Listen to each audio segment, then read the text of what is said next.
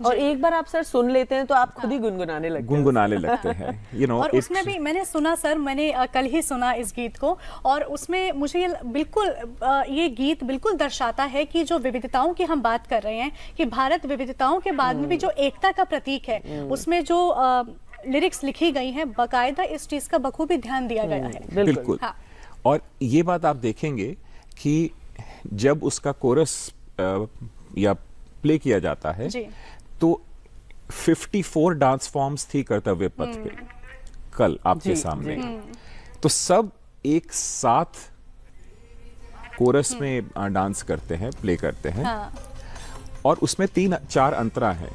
हाँ। एक में ईस्टर्न म्यूजिक है, एक में वेस्टर्न म्यूजिक है, एक में नॉर्दर्न म्यूजिक है, एक में सदर्न म्यूजिक है। सबका एक समागम होता है। सबका समागम है। तो जब ईस्टर्न म्यूजिक प्ले होता है तो जितनी ईस्ट और नॉर्थ ईस्ट की डांस फॉर्म्स हैं वो सब एक साथ लाइव हो जाती हैं। इसी तरीके से जब वेस्टर्न म्यूजिक प्ले होता है तो वेस्ट सेंट्रल जितनी हमारी डांस फॉर्म्स हैं वो एक साथ लाइव हो जाती हैं, वही नॉर्थ और साउथ के साथ। जी सर, ऐसे में अगर वेशभूषाओं की बात करें, उनके कॉस्ट्यूम डिजाइनिंग की बात करें, हमने देखा कि आपने सही कहा अंशु, ऐसा लग रहा था कर्तव्य पथ पे रंगों को बिखेर दिया। बताइए सर, क्या उसके पीछे की एक मनस्थिति थी कि किन बातों का ध्यान रखा गया, क्या एक उद्देश्य था? क्योंकि संस्कृति को हम लोग प्रमोट कर रहे हैं ये तो हम जानते ही हैं, लेकिन प्रॉप्स का बाकायदा और वेशभूषा को भी उसी तरह से डिजाइन किया गया था, क्या उसके पीछे का रहा सर भूमिका?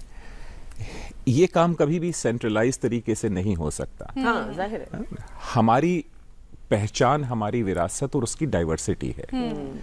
तो आर्टिस्ट के साथ साथ देश भर से, एक तो आर्टिस्ट खुद जो जानते थे उनको अपने कॉस्ट्यूम्स पता थे। जी, जी। वो अपने कॉस्ट्यूम्स कुछ लेकर आए थे और उनके साथ साथ जो उस तरह के प्रॉप्स और उस तरह के जो कॉस्ट्यूम्स डिजाइन करते हैं वे भी साथ आए थे।